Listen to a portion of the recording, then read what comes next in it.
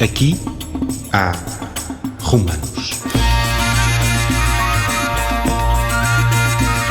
O podcast que fala de costumes da Roma antiga que resistem até aos nossos dias.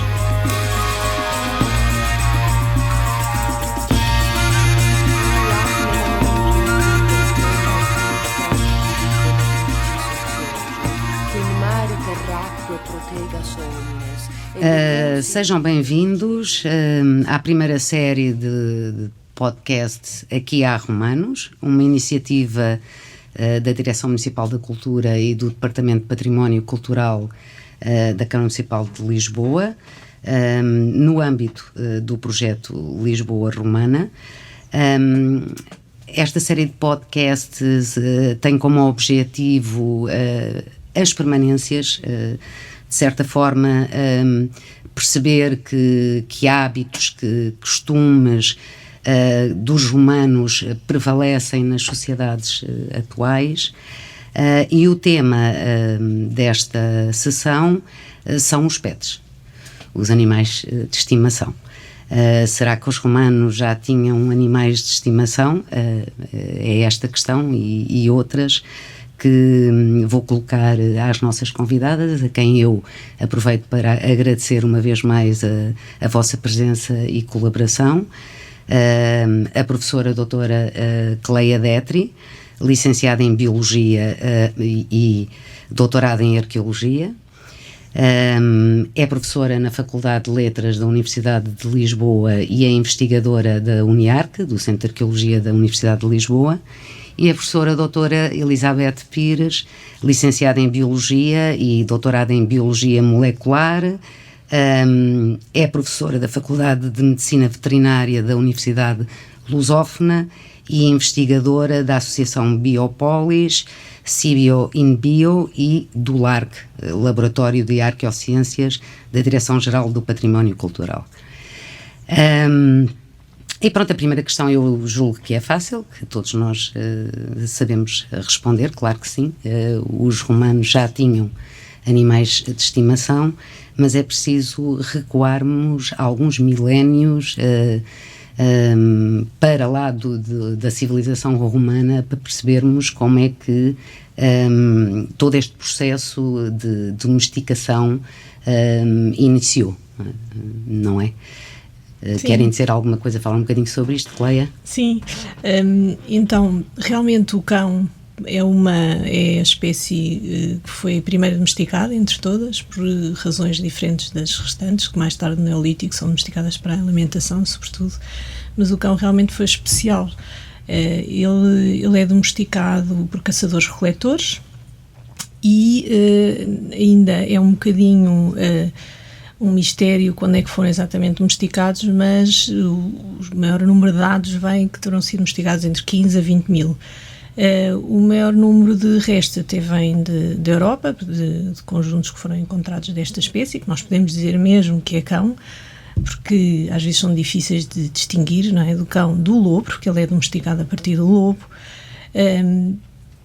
Eles diminuem um bocadinho de tamanho, por isso é que nós dizemos que são cães, diminuem um bocadinho de tamanho e ficam com o focinho um bocadinho mais curto, é assim que nós vemos.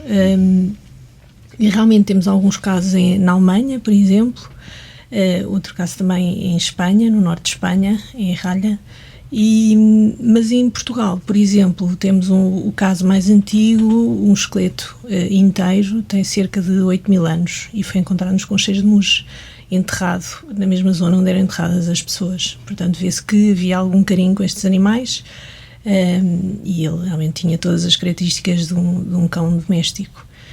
Lá está, mais pequenino do que os lobos. Muito bem. Falou-nos no cão, mas o cão já existia como espécie ou... Não, precisamente, ele é uma espécie doméstica, portanto, o domesticada é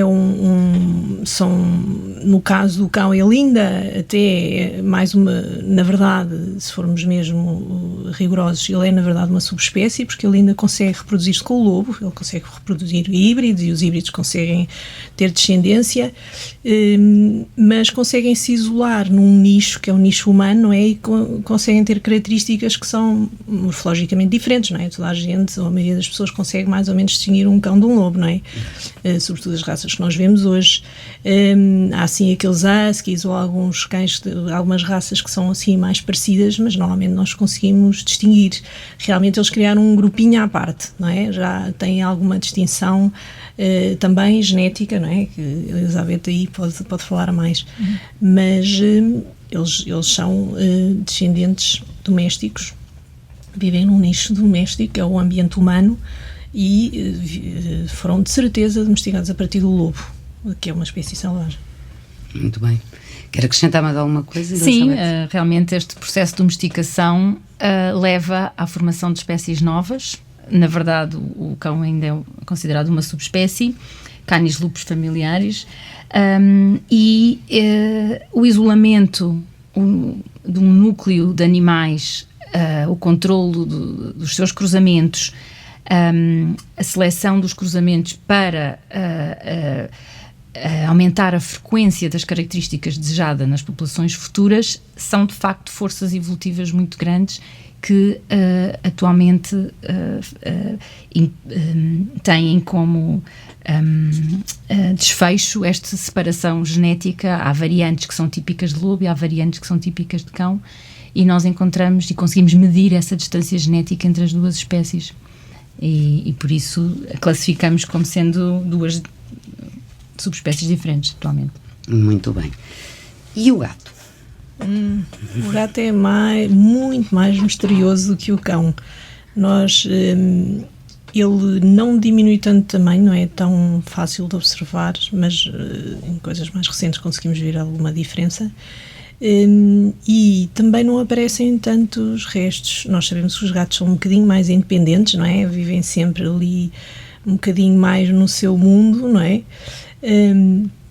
E realmente os restos mais antigos são um bocadinho mais recentes, foram encontrados no Chipre, um enterramento de um gato com um humano com cerca de também 8.000 anos, 9.000 anos. Mas já data do Neolítico, ou seja, já são agricultores que têm gatos, possivelmente, não sabemos, porque sabemos que eles são bons a controlar um bocadinho as pragas, pode ser essa a razão, mas de facto depois ao longo da história não encontramos tantos enterramentos de gatos como de cães, então é mais difícil vermos, não é, encontrarmos provas materiais da sua evolução enquanto espécie doméstica. Até quem acha que eles não são verdadeiros animais domesticados, porque qualquer um que conhece gatos consegue compreender isso, né?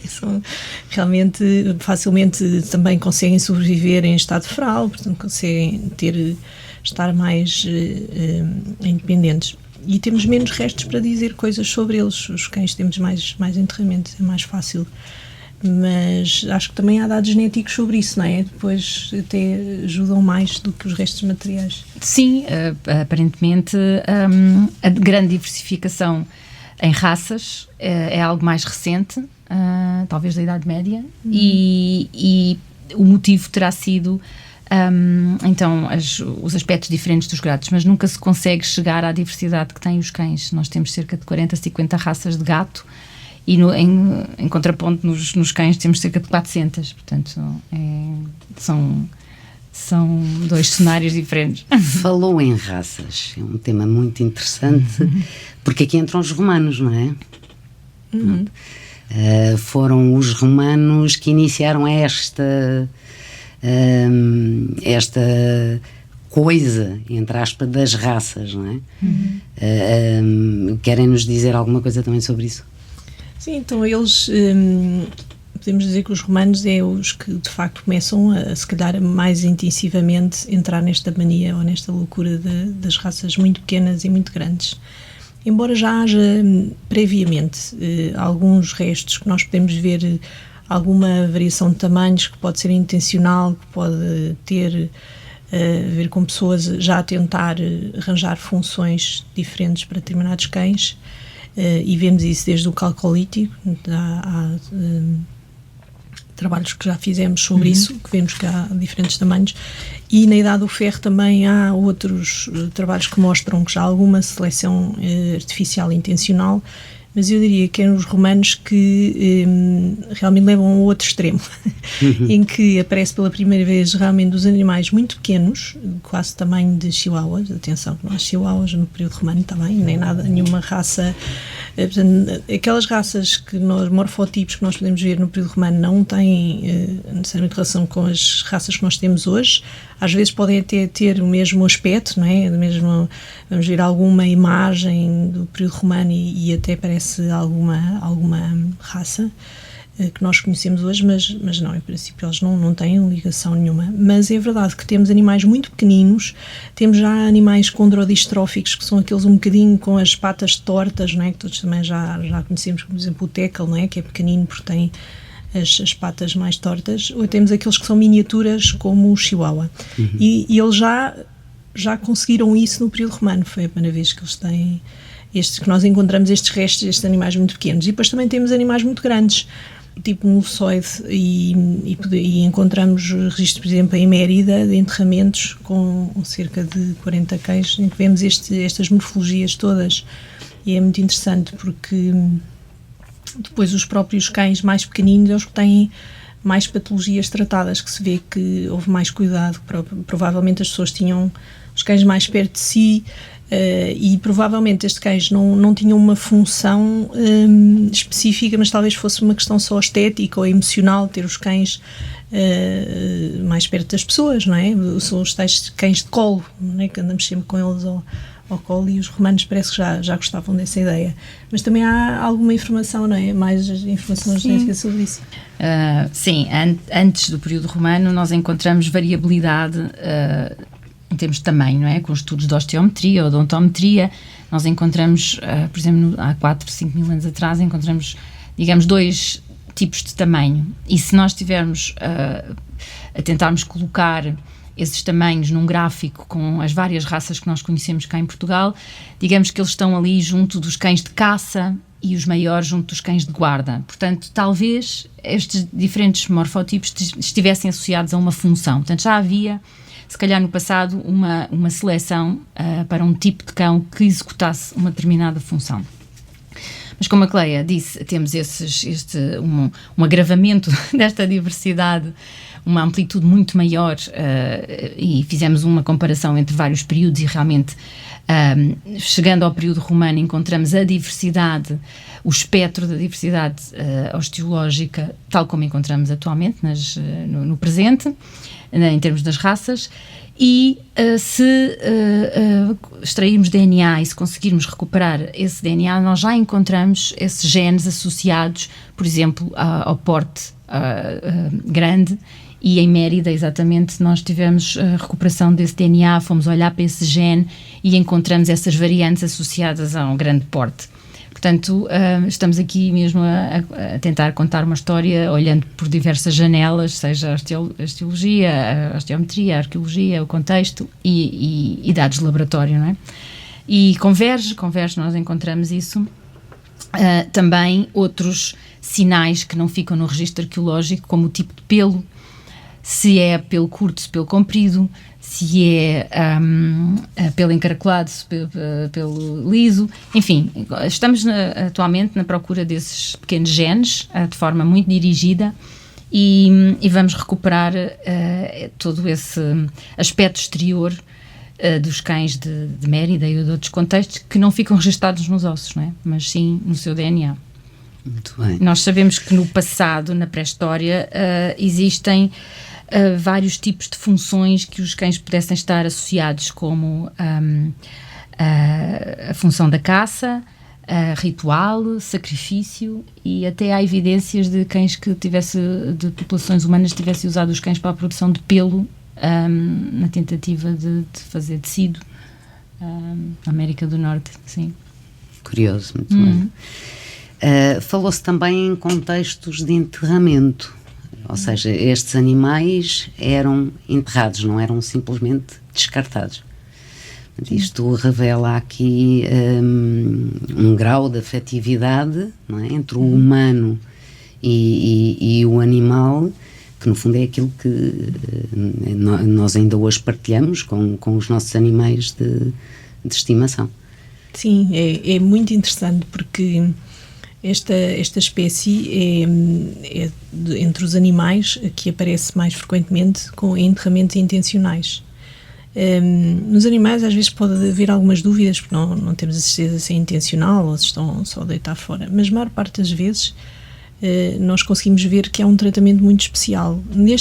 Os caçadores-coletores, por exemplo, enterravam frequentemente ou na zona, na necrópole, onde os restantes membros da tribo estavam enterrados, como o caso do cão de Mus, que é o mais antigo, mas ao longo da Europa e do Médio Oriente há casos em que eles são inclusive enterrados com as próprias pessoas ao lado, no mesmo sítio, portanto em clara ligação com os restos humanos. Na mesma sepultura. Por exemplo, há um caso muito conhecido com cerca de 12 mil anos no Médio Oriente, Israel, em que inclusive um cachorro com poucos meses está por baixo da mão de uma senhora. E realmente aí até se pode pensar em sacrifício, não é, daquele animal para estar ali. Depois, ao longo de toda a pré-história, mesmo com os agricultores, há muitos casos de enterramentos isolados, por exemplo em fossas ou ligados a restos humanos. Há, inclusive em Portugal, enterramentos em antas de cães com os restos humanos dentro da Câmara Central, portanto há muitos casos desses. Às vezes, inclusive, até partes só do corpo do cão. Portanto, pode ter algum indicador ritual, não sabemos ao certo. Mas é sempre aquela espécie que vai estar frequentemente associada a enterramentos e aparecem então os esqueletos inteiros, e desde o caso mais antigo, então, até sempre. E no caso dos restos romanos, há, por exemplo, na Praça da Figueira, já encontramos cães que são enterramentos isolados e que estão na zona da necrópole, ou não somos completamente associados, ainda não temos a certeza, mas que estão perto, estão naquela zona. Mas são enterramentos individuais de cães com intencionalidade.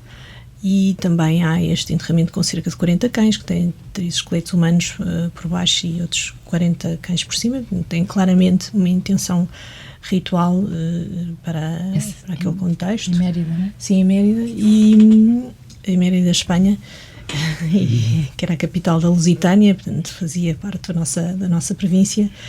E portanto, é frequentemente associado a um contexto em que há carinho e em que se dá uma importância muito grande a esta espécie. É realmente muito interessante, porque se vê que esta ligação era muito forte e prevemos que os próprios caçadores-coletores dão tanta importância aos cães como aos restantes membros do seu grupo. Isso é muito, muito interessante. Muito bem. E estimativas de idade à morte? Estes animais, a investigação permite-nos chegar a alguma conclusão? Estes animais viviam muito, viviam pouco? O que é que eles comiam? Nós temos vários métodos que nos permitem especular sobre isso.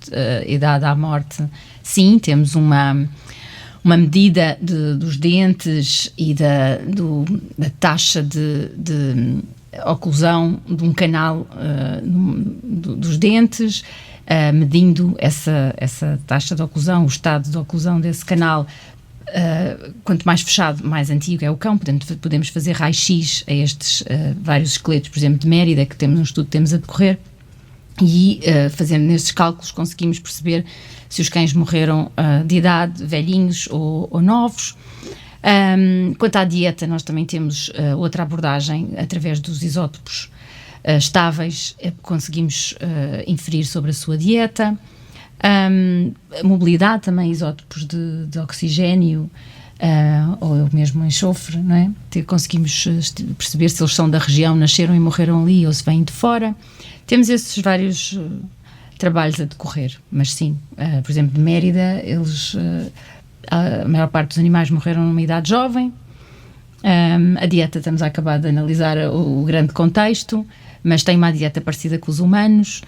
Temos assim alguns dados interessantes, e todos estes trabalhos também ajudam a mostrar como é que estas populações humanas lidavam com os seus animais de estimação, e isto faz aproximar um bocadinho as pessoas da arqueologia, dos estudos arqueológicos e dos estudos do passado, acho que é muito importante este tipo de podcasts e divulgação. Muito bem, pronto. E tinham mais animais de estimação, para além do cão, do gato? Há algum registro de... Aves, não sei. Por exemplo, saca-rabos. Nós temos um saca-rabos precisamente no meio daqueles cãezinhos todos de Mérida. Temos um saca-rabos que pensamos que podia ser interpretado como um animal de companhia. Ele às vezes, alguns são mais dóceis, consegue-se manter, e há imagens, por exemplo, no Egito de animais de saca-rabos à trela. Pronto. Não é um animal domesticável, mas às vezes aparece nestes contextos como um animal doméstico. Também serve um bocadinho mesmo a propósito que os gatos, que é controle de pragas. Mas também encontrei há tempos um pequeno mustelídeo que são também em Mérida e que talvez pudesse ser um pequeno carnívoro e que pode ser também eventualmente um animal de companhia, mas assim que me lembre também acho que não. Portanto, Estimação assim, com estima. sim, que esteja mais por casa, não é? Exato, mais por casa. Prevalecem, de facto, os cães. Sim, os cães Prevalecem e os gatos. os cães e os gatos. Sim. Muito bem, pronto, não sei se querem acrescentar mais alguma coisa, se querem dizer... No período romano podemos acrescentar que temos outros dados, não é? Documentos escritos sobre agricultura, também a iconografia, E a epigrafia também. Exato, nós tentamos coordenar e convocar todas estas fontes de informação para interpretação dos achados arqueológicos e dos resultados de genética, e esse cruzamento de facto mostra-nos, por exemplo, na iconografia em Conímbriga, nos mosaicos, nós vemos diversidade em termos de pelagem dos cães, em termos do formato do crânio, e vemos uma figura humana com uma peça de caça e o seu cão. É muito importante olhar para isso. Tal como hoje, não é? É, sim, exato. Nós agora temos um projeto que é o BiRoman, que estuda recursos biológicos do período romano, precisamente tenta estudar não só os animais, mas também as plantas. E também temos a tentar adicionar mais dados ao que já tínhamos, e recolher mais dados sobre também animais de companhia. E tem sido engraçado, temos encontrado mais coisas sobre os restos biológicos na Lusitânia. Muito bem, agradeço a vossa presença. Chegamos ao fim de mais um episódio da série de podcasts aqui há Romanos. Em breve viremos com outros temas para discussão. Agradeço mais uma vez às nossas convidadas e a todos os que nos acompanharam. E aguardem-nos. Até à próxima. Muito obrigada. Aqui há Romanos é um podcast da Agenda Cultural de Lisboa. Foi idealizado e produzido em parceria com o Centro de Arqueologia de Lisboa para assinalar o 10º aniversário da criação deste equipamento da Direção Municipal de Cultura da Câmara Municipal de Lisboa. A sonoplastia e genéricos são da autoria de Fernando Figueiredo. A coordenação é de António Marques.